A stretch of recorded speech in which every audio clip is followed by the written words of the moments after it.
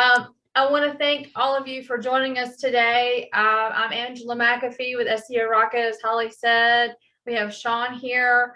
Also, yeah, so congratulations to all of you for taking the time and making the decision to come here today and join us in the Digital Marketing Institute, which the GMA does a fantastic job of putting together every quarter for you guys. You know, your online presence in 2021 is really more important than ever. You know, all of the happenings of 2020, you know, the whole list of them, good, bad, and indifferent. Everything has happened has really forced our face-to-face marketing and sales opportunities have in many ways been forced online. So there are a lot of industries, you know, that were actually very slow to embrace digital marketing, which is surprising, I know, but a lot of like healthcare industries and you know, pharma and some of the engineering and very you know, academic or health related industries were not really embracing digital marketing, but I think we all really have now. You know, people have been forced into you know, looking online, doing their research there. You know, as more there now than ever. I mean, the stats on the searches and the engagement are just through the roof. So people have really been forced online to do their research for their buying decisions more than ever. And so we want you all to be prepared. Content is, you know, a big question that we get asked extremely often about, you know, what do I say? What do what do I share? What's important? You know, what do people need to hear? You know, I don't really know what to do here. So a lot of people, that's a big, you know, question mark for a lot of marketers or business owners, especially small business owners. Or if you're doing, you know, your content or your marketing is, you know, a do-it-yourself project for you, it can be a little overwhelming. So thanks for stopping in and listening with us today. So I want to share this information for you. Today, we're going to talk about a couple of things. First, how can we be prepared with creating our marketing content? You know, why optimizing your content is important throughout the different steps in the sales funnel, why it's important. Also, what types of content and marketing channels work best at what we call the TOFU, the MOFU, and the BOFU. Now, if you don't know what TOFU and MOFU and BOFU are, that's fine. We're going to get to that very shortly because they're kind of fun to say at the very least, but we'll define them so you understand what we're talking about when we say that. And then also to get how to get the most out of the content that you create by actually recycling it. So it's you know, there's a lot of time and resources rather that go in to creating content, whether it be just a social media post or a blog on your site or a full page on your site, a video, whatever that may be. You know, especially like I said, if you have a tight budget or tight timeline, resources are tight, you want to get the most out of those things and reuse them and recycle them as much as possible. So we're going to talk about that a little bit as well. Obviously, I'm a hand talker, so not to be distracting, I'm going to take my camera down and share my screen with y'all right now so we can get started. There we go. Okay, hope everyone can see that. Okay. Now, creating content for each stage of your marketing funnel. Marketing funnel also can be known as the sales funnel. So if you've heard that phrase before, we're pretty much talking about the same thing here. Let's get started. So some foundational basics here. You know, a digital marketing funnel is really a series of online content channels which a user encounters as they move through their different stages in their relationship with your brand. First, we have discovery or awareness. This is this initial phase that we actually do call TOFU, or top of the funnel. This green area up here, that's awareness. TOFU, or top of funnel. It's not delicious Chinese takeout food, although it may make you think of that. It's the widest part of that funnel where the highest number of prospects start. And this is where they're discovering that they have a need or a pain point. Oops, I broke the water faucet. We need a plumber. The kids are going back to school. Whatever that may be, they're discovering they have a need at that point. Second is consideration. That's that middle orange and blue point. This is a deeper phase where a buyer or visitor has started to engage with your brand online and either become a prospect or a lead for you. This is known as the MOFU, or the middle of the funnel. And this is where the prospect they begin to qualify you and compare you with other companies, competitors, or similar providers. And then the third is the purchase or the conversion part of the funnel. That's down here at the bottom where you actually see the sales. This is a step where they become an actual customer by making a purchase, and that's the BOFU, or the bottom of the funnel. It's really a process of lead nurturing and customer cultivation as we go. Here we go. TOFU up here. Let's start there. Top of the funnel, awareness and discovery. So this is where we go. Oops, Houston, we have a problem. We've broken the faucet. We realize we have a need to fill here. It's the very beginning of the buyer journey, where they're not ready to. They may not be ready to buy anything yet, but they're starting to realize they really have a problem. They need a solution to it.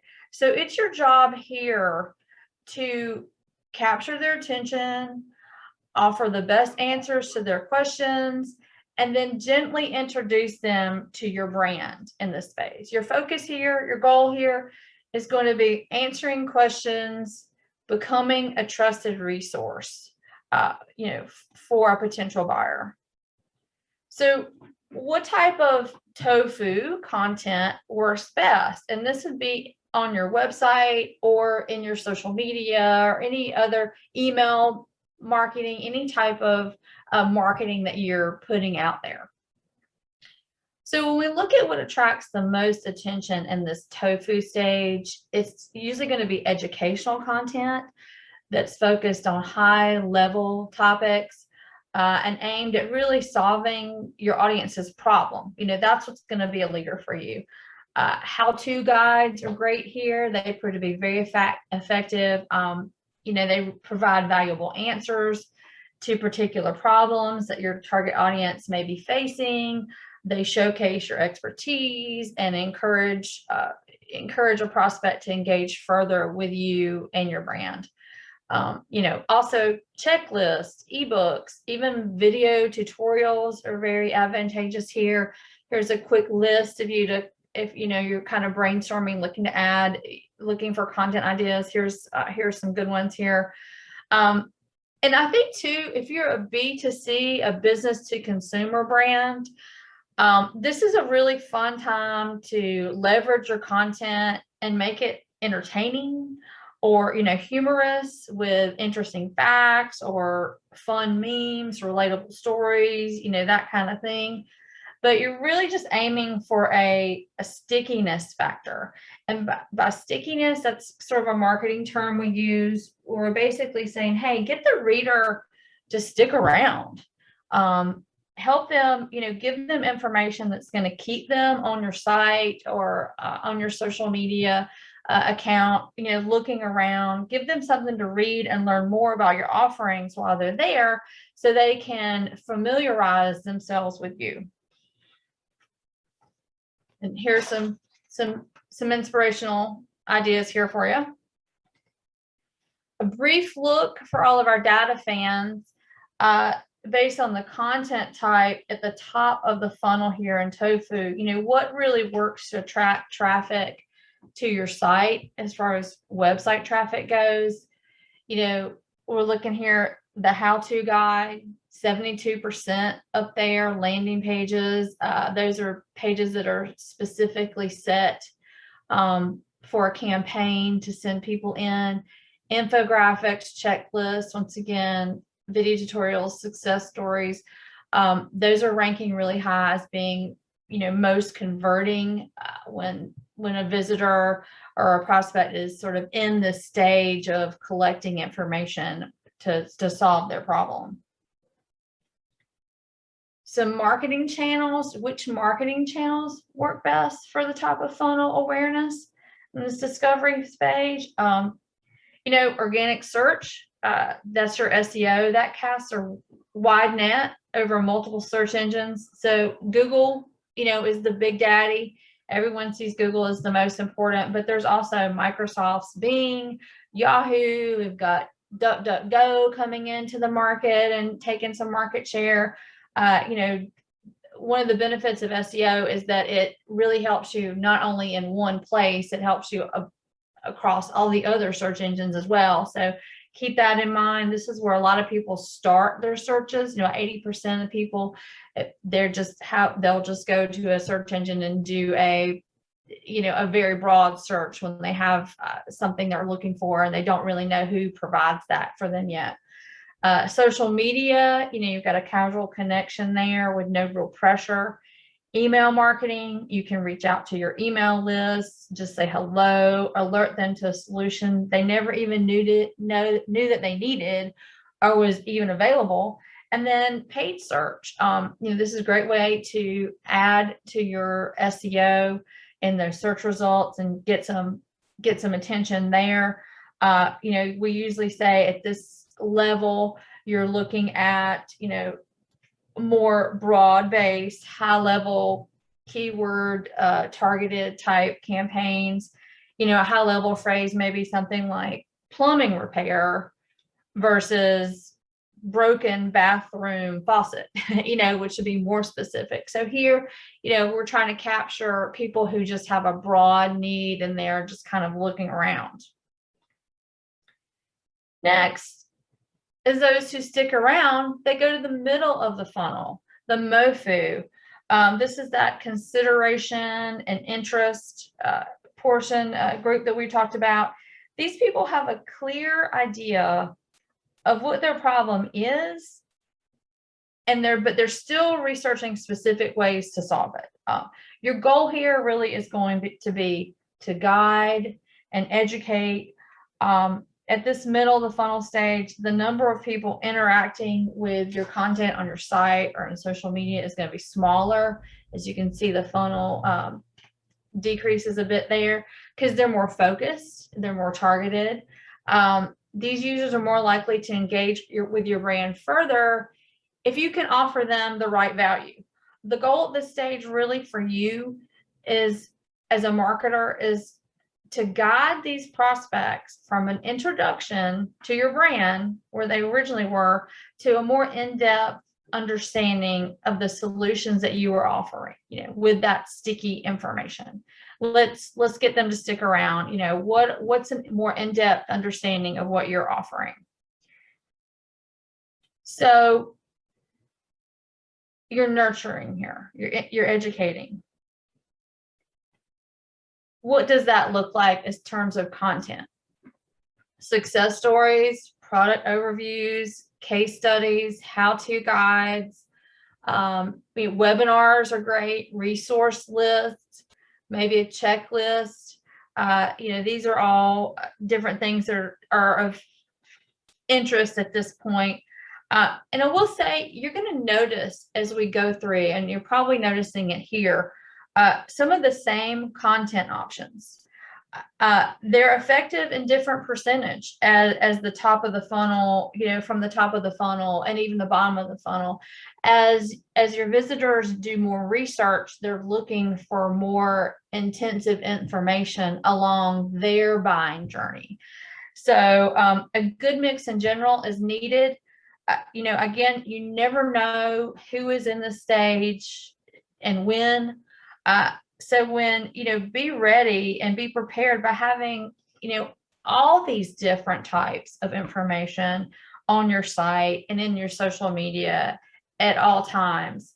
You know, I really, you know, I would always suggest, you know, if you're just starting out with your content planning, you know, pick a couple of these and, you know, maybe one or two from each content, each funnel stage, and say, I'm going to have, you know, 2 pieces of this type of content on my site. And so that you're ready for anyone as they come to you, regardless of what stage of the funnel they're in. Here's some stats again for our data fans, what we're looking at here.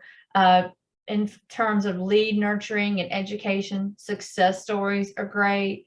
Product overviews do really well. There's case studies. You know, this is where people, you know, really want to see, how is this product or service, you know, when it's in play. You know, we love those, and reviews are in here somewhere too. Yeah, there we go. Customer reviews at 28%. You know, very important there. They just want to see, hey, someone else took this step, you know, because they're at this point, they're probably debating, you know, they're looking at your brand, your offerings versus maybe 1 or 2 other competitors. So they want to see how you stack up with each other. Oop, there's my cursor. Efficient marketing channels here for the middle of funnel awareness. Once again, we have SEO to give you some broad reach in many places, email marketing, social media, and your PPC. Your PPC here, your campaigns in the middle of the funnel awareness are going to change a bit. They're going to be a little more focused. Your keyword strategy there is going to be for more targeted searches. You know, someone who has a better idea of what they are looking for now. It's a little bit longer tail, what we call a long tail keyword search. So for instance, they've gone from, I need a plumber, to, you know, bathroom fixture repair or something like that. They're a little bit deeper, and they know more about what they need done and what they're looking for at this point. They've done the research. Moving along, we have the bottom of the funnel, the MOFU, which is so fun to say. I love saying that, MOFU. Anyway, the bottom of the funnel, this is the conversion and purchase portion. The visitors at this stage, they have a strategy for solving their problem. They've done their research and they are ready to make a decision. They've just got to decide, you know, which provider they're going to go with, which would be the best one for them.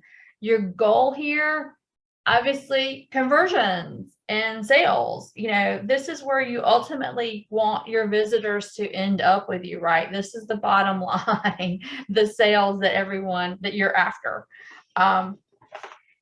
You know, think about, you know, what these are going to be the things that basically say, hey, my brand is superior. You know, once you read this, here we go. Converting by positioning, you're the best choice. You're superior. Let them know that. Have that information out there and ready to be seen. Be prepared once again.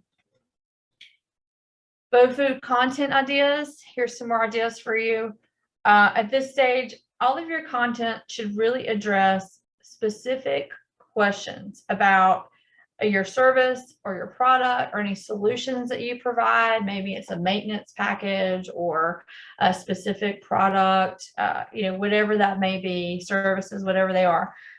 Customer generated and case-oriented content is really effective at this point.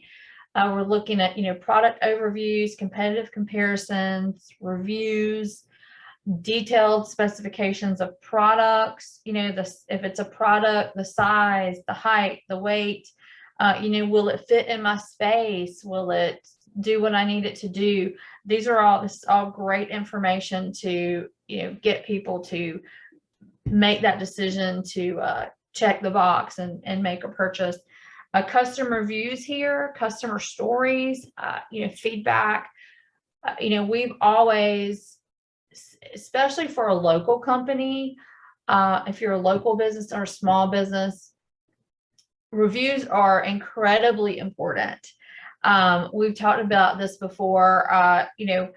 Yet another reason these reviews are so crucial, to get them coming in regularly.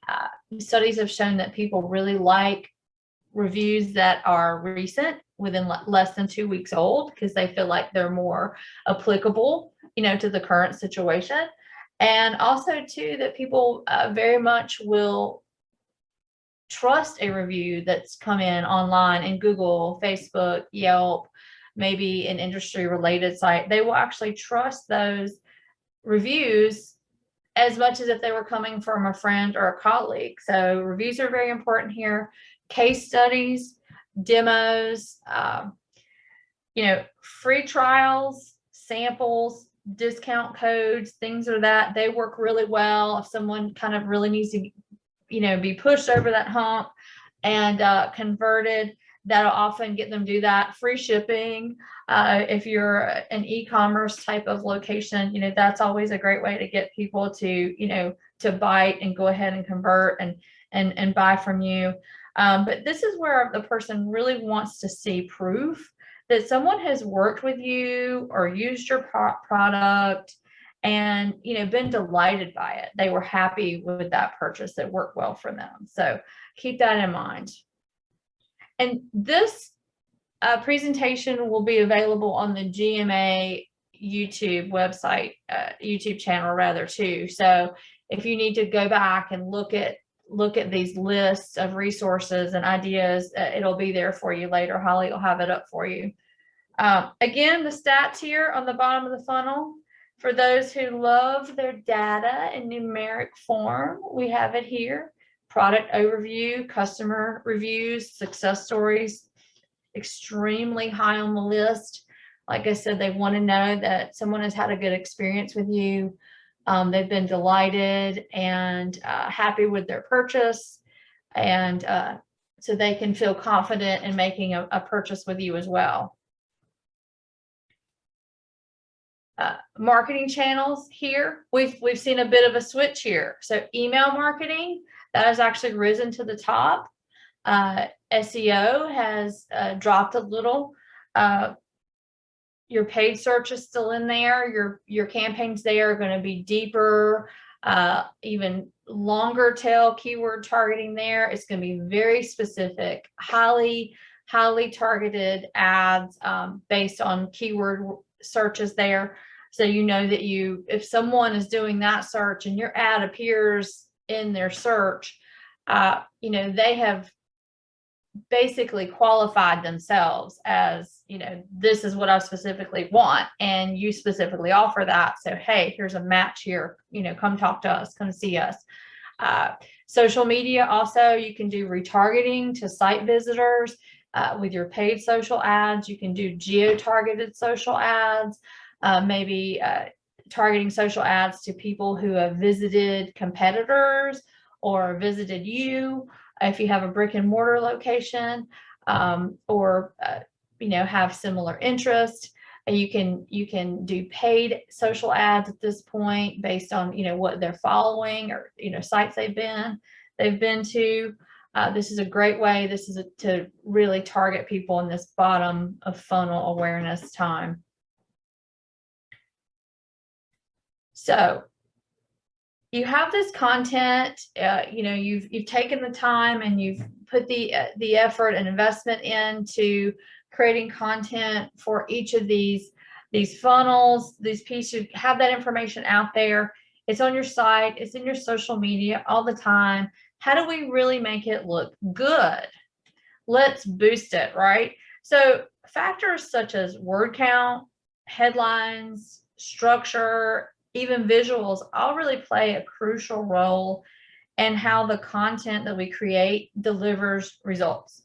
A few tips here to keep in mind for planning high performing content, because you want it to perform, right? If you dedicate the resources here to it. Comprehensive content drives traffic. Most blogs are 500 to 1,000 words long. They start around a page, roughly.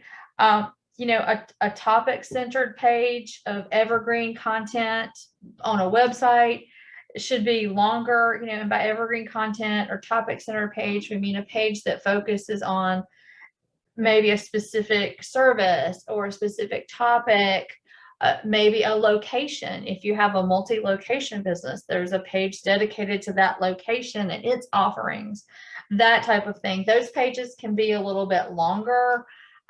People are looking for more information at that point, so they're happy to see that. But don't let any of this scare you. It's really most important here to remember that the longer the article, they may perform better because of the value that they are creating. So don't just add words. Just adding words won't move the needle unless it truly helps to cover the topic in depth. I would suggest here, always keep the value of the subject matter in mind and the intent of the reader. What do they need to know? Ask yourself that. What do my customers need to know? That's a great way to get insight. And then ask them too. Ask your customers if you do have any kind of face-to-face time with them, or you're getting reviews from them or feedback from them. Ask them.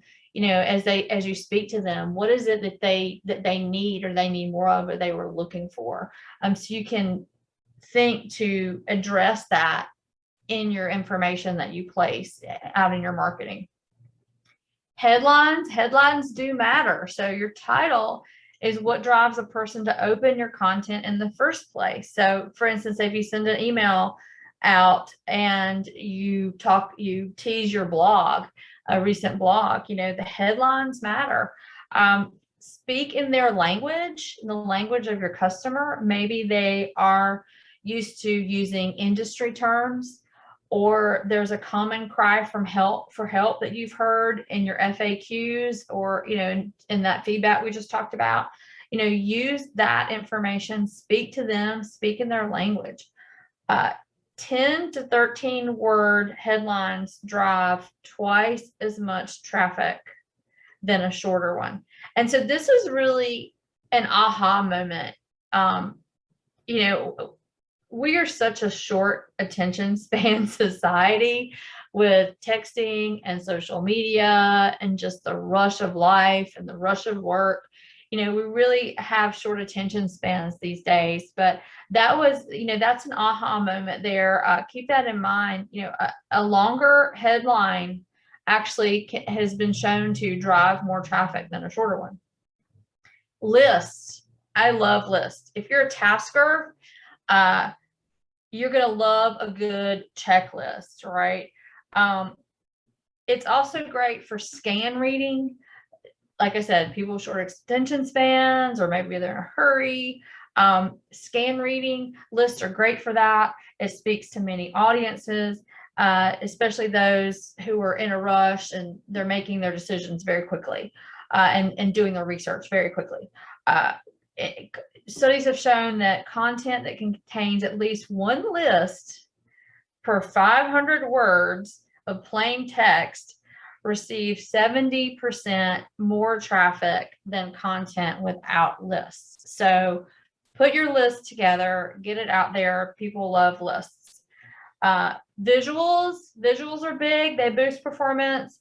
Some more stats here. A content with at least one image gets twice as much traffic as text only content. So when you're putting pages together for your site, doing blogs, putting your social media posts out there, include a visual, include an image there. It's going to get more shares. It's going to get more attention. And also too, no one really thinks about this, but unless they're an SEO person, so we do, and we, like to guide people with this. There are SEO benefits to using images and videos in your content, because as more people can discover your content through image or visual searches in the search engines, not everyone just goes to the the actual search results. They may be searching for images. So they may go to that Google image tab and search there. Also to YouTube, if you have a YouTube channel, have your videos there. YouTube is a extremely prominent search engine, so you can be found there as well. Video is important.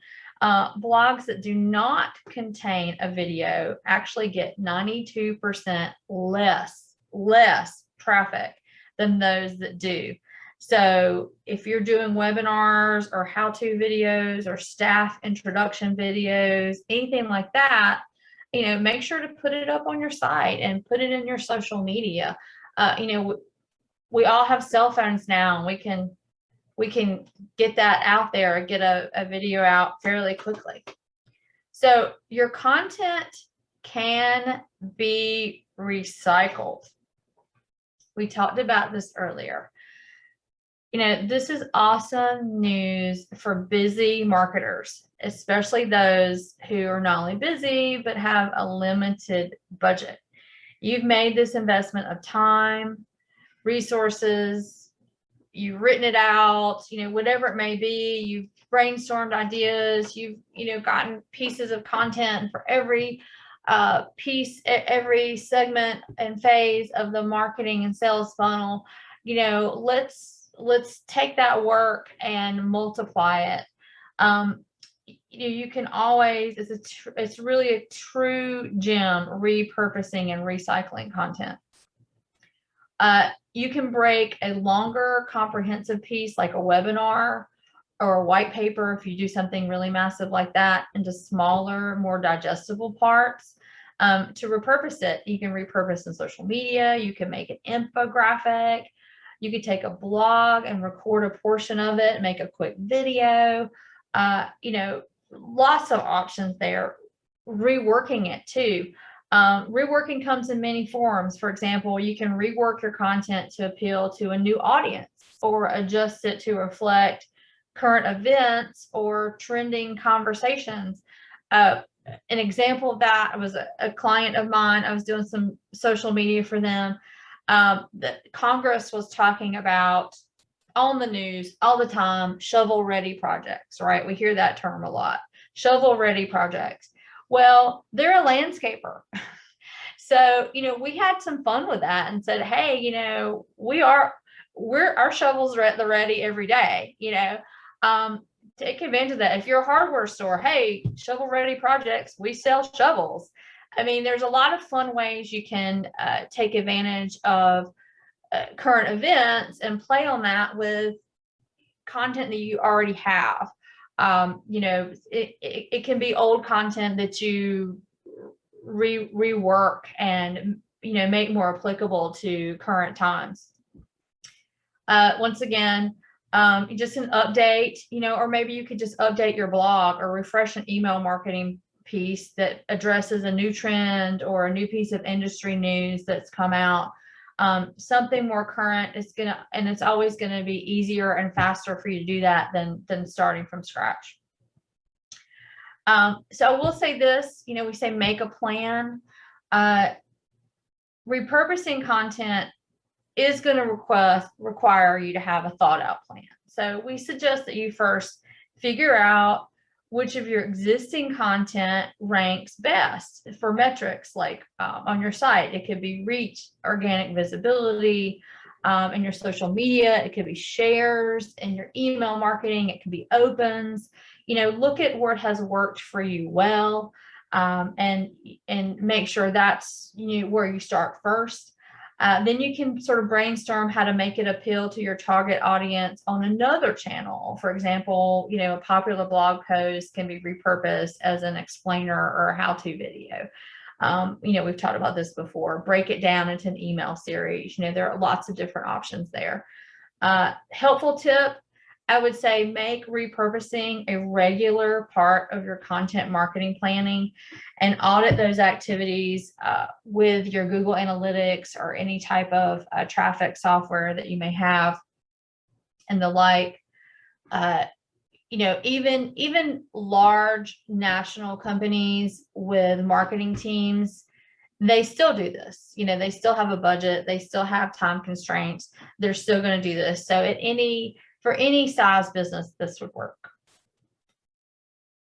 So some quick resources here as we begin to wrap up. I want to give you some resources for content ideas, because we get, like I said earlier, this is a question we get asked a lot. We talked about listening to your customers and what their FAQs are and, what their needs are. Resources for content ideas is a big one for our clients. And I'm sure it's a big one for you too, as marketers. So places to start when you're thinking about, what can I talk about? What can I say? What type of information do I share? Think about your customer demographics. What are their interests, their tech preferences? Are they Facebook people? Are they LinkedIn people? Are they cell phone? Are they mobile? What is it? What are their habits? Age? Look at things like that. Lifestyle interests, I would consider all of those things. Buying habits, of course, extremely important. Are they habitual buyers? Are they impulse buyers? Think about that. Do they do a lot of research before making a purchase, especially if it's a large price point purchase? A lot of times, buyers will do a lot more research than, a cup of coffee. Look at your reviews. So this is, once again, getting the feedback from your actual customers. What are they saying is important to them? Look at your reviews in Google and Facebook and industry sites, all those. Also, your competitors. Go to Amazon and Google and look at the reviews of your competitors.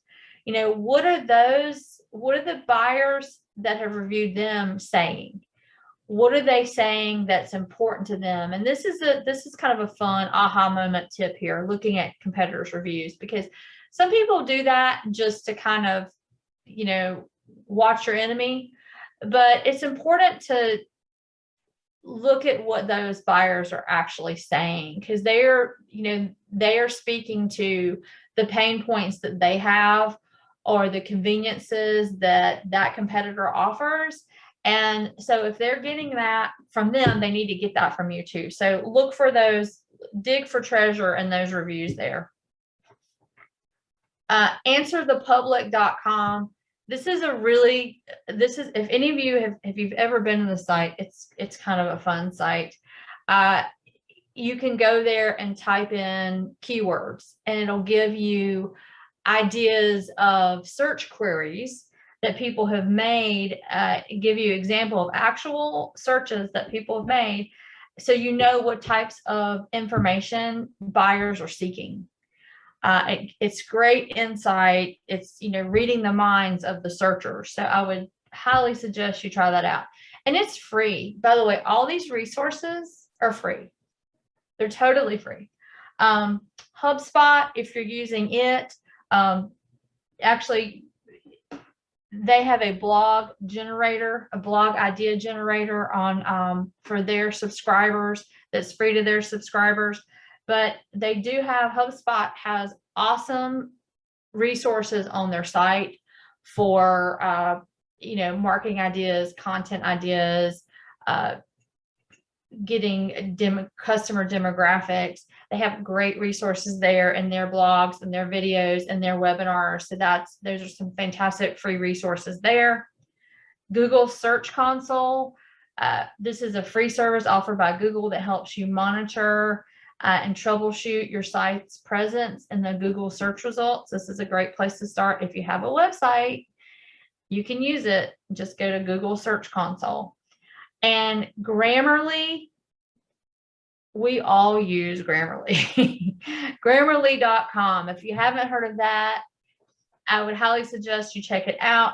It's another service. It helps you correct your grammar, your spelling, your punctuation mistakes, so you can proofread and self-edit your own work. Some of us haven't been in school in a while, and we may have forgotten some of our English 101. So Grammarly is a great way for you to start and, make yourself look good. Make sure your punctuation and your grammar and all that is correct. Free resources. And once again, this will be on the GMA YouTube channel later, so you can always go back if you didn't get a chance to scribble all those notes down. All right, and that's a wrap for me. But I did want to tell you, for those of you who are looking for a little more information for your digital marketing, and I know we talked about SEO a little bit here and there as far as an efficient marketing channel. We are doing SEO Rocket is doing a live SEO audit, a live panel discussion next week on August 18th as one of our SEO Rocket webinar series events. We're going rogue here. Tom and Zane, who you may have seen them and some of the other digital marketing institutes, Tom and Zane and I will be doing that live panel discussion, a live SEO audit, which is a great way. You will see us discovering fast SEO wins. We have a guinea pig, a website who has volunteered to be audited for all to see. And then we're going to go through and say, okay, as we do this audit, here's some fast SEO wins. So it'd be a great way for you to learn those for yourself as well that you can apply to yourself. So find out if your site has issues and give you something to look at and think about for your own sites. So thank you so much, everyone. I hope you got some great actionable DIY information here. There's resources and lists will be available on the YouTube channel for those who didn't get to take notes. I know I said that already, so just repeating that. So Holly, you'll know that I'm sending you there to see it. Any questions? Are there any questions in the chat box? We'll be happy to answer them. Sean and I are here. All right, now's a great time if you've got any questions about your content, your website, your social media, your SEO, to type them in the chat and get them answered by the experts. We do have one question about tracking. What should we track at each step to know what is working? What should we track at each step to know what's working? Okay, so I've got some answers here, Sean, and knowing your Google Analytics expertise, you're probably going to want to chime in too, but I'll start. So the top of the funnel, that's your discovery and awareness phase. And we talked about, so there you're looking for attention, just eyeballs. So there you're going to look at your organic traffic that's coming to your site, page visits, bounce rate, page views, time on site. In your social media, you're going to look at engagement in your social media, maybe comments, likes, shares. Secondly, middle of the funnel moving down. That's more of a consideration phase. So there we're looking at action, people taking action. So are they, if you have a contact form on your site, or, a phone number where you're accepting phone calls, track those submissions and calls, track downloads. If you have anything that you have any kind of a downloadable or like a free resource on your site, we have those on our site that we track that. Any kind of resource that you have there, track that. And then the bottom of that funnel, that actual conversion, and there we're looking at sales, your conversion rate. If you're an e-com, that's where we look at, how many people actually purchase. Do they abandon their shopping cart, or do they go through and make a purchase? Are we getting actual sales? So some of that bottom of the funnel, actual purchase things to track, metrics to track there, some of that may actually be offline, depending on the type of business you are. So say you're a brick and mortar retail store, or, they're not buying online from you. they're coming into your store. You're actually getting foot traffic and sales. So how is the cash register ringing? So that a lot of that may go offline, depending on the type of business you are. But I would look at that, tracking your sales there. Yeah. Sean, do you have anything to add to that? Well, basically, I mean, what you said is very concise. I mean, if you were looking at the different stages from a paid perspective, at the top of the funnel, you want to look at things like ad impressions and your impression share, which is how often people are seeing your ads compared to your competitors, and where you might be losing out either because of your budget or because you need to work on your ranking factors for your ads. In social media, it's the same kind of thing. You want to see how many people are actually seeing your ads. What are those impressions? Are they sharing them? Are they liking your page? Are they commenting on them? Middle of the funnel, you're looking more at like the click-through rate, where how many people, of the people who have seen your ads or your social media posts, how many are clicking through to your site? Are they going around on your site? Are they filling out contact forms? Are they picking up the phone and calling you? And then in the bottom of the funnel, like Angela said, it's the people that are actually converting into sales or actually doing business with you. And then on top of that, are you going to get repeat customers out of that? Are these people that you can retarget or remarket to via email or via specific ads for services they may have looked at or products they may have looked at? So there are opportunities to nurture that and bring them back into the sales funnel once they've gone through one time. Sure. Repeat business is always great. Yeah. Encouraging that for sure. And once you delight your customer, get that repeat business. Mm-hmm. Yeah. And also I will add that one more thing is reviews. I know we talked about this before, but it's so important. It is. It really is a ranking factor that any size business can influence most easily.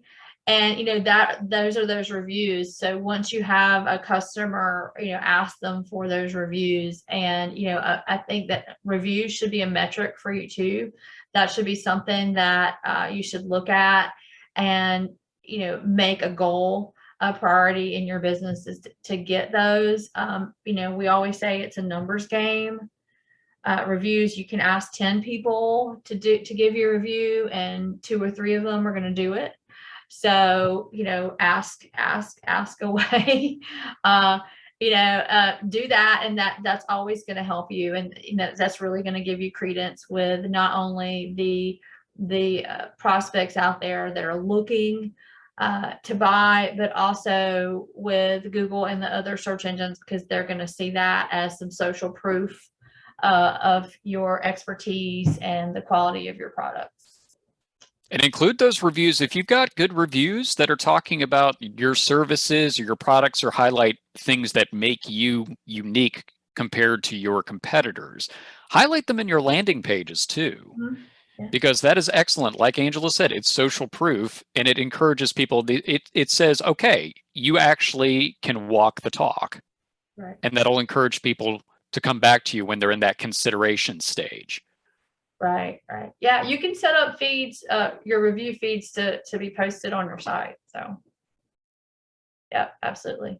All right. Anything else, Holly? I hope we answered that one thoroughly. It's a great question and a great answer. Thank you, guys. Last chance for anybody who has any questions for Angela or for Sean.